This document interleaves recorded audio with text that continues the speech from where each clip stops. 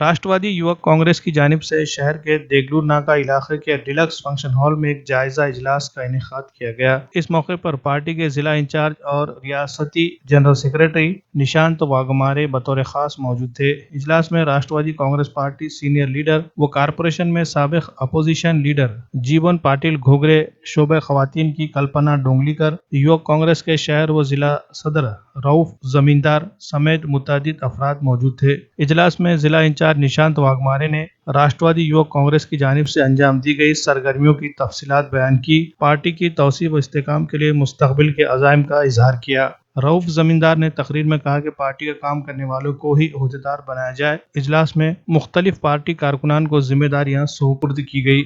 इजलास के इनेकाद में रऊफ जमींदार ने अहम रोल अदा किया। इनके हमरा खालिद नवाज, दासराव ओयड़, गगनदीप सिंह राम गढ़िया, मनप्रीत सिंह ग्रंथी के अलावा सैकड़ों कारकुनान मौजूद थे। मीटिंग में समाजी दूरी और मास्क के इस्तेमाल का खुसूसी तौर पर ख्याल रखा गया।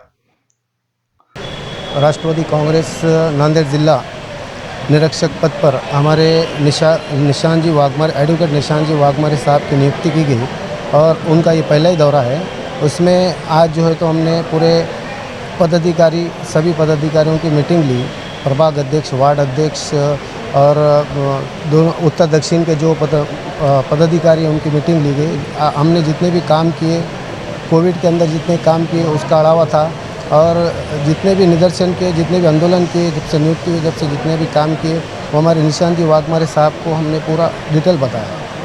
नहीं, युवकों को संधि इसके लिए मिलना चाहिए, जो युवक काम कर रहे हैं उनको संधि देना चाहिए।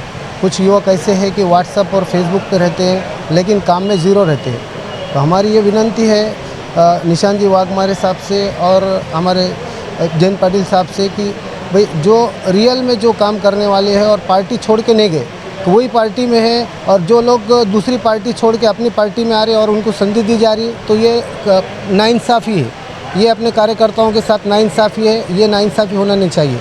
जो लोग पार्टी स्थापना के जब से काम कर रहे हैं उनको न्याय देना चाहिए। जो नए लोग हैं उनको अगर न्याय देंगे तो पुराने लोग क्या करेंगे।